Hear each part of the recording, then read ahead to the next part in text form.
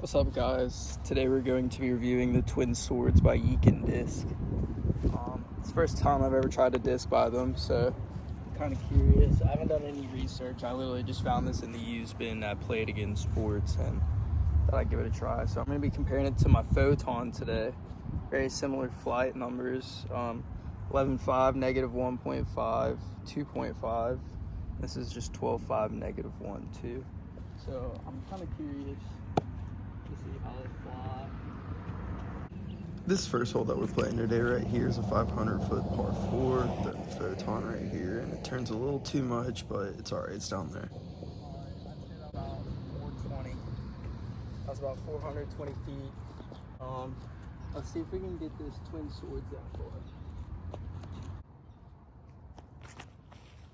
I connected on this throw a little bit better, but that disc is traveling. It got there a whole lot quicker than the Photon and a lot straighter on the way. But yeah, that was pretty cool. I mean, it flew great. It was pretty straight.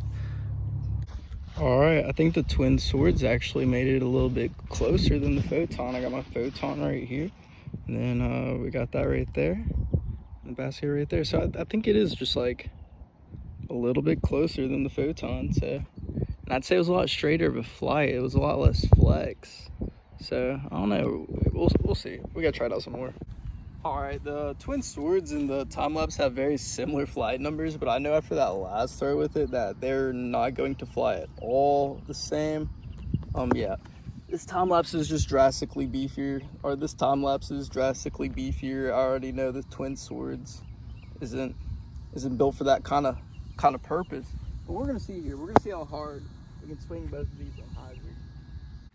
This hole right here is a 350-foot par 3. I'm throwing into a tailwind.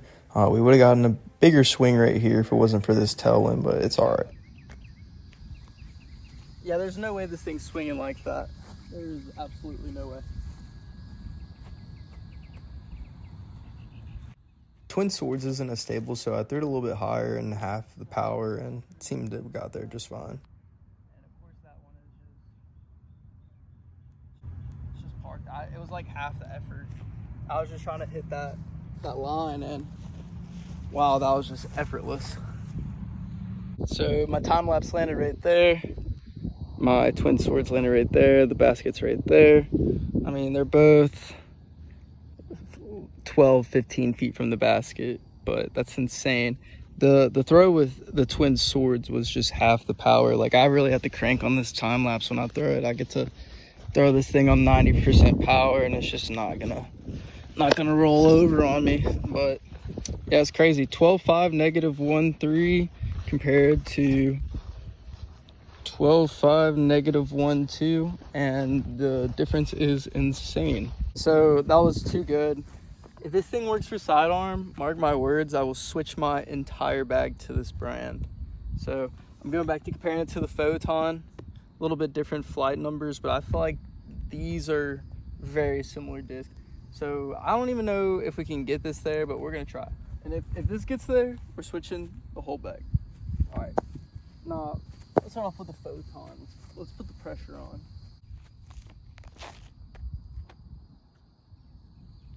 I mean, it's working. It kind of worked out. So let's see, I'm throwing in a fat tailwind right now. So I think that's also gonna play an effect here. Oh, we don't like that. Good stop, good raz. Good raz. Oh.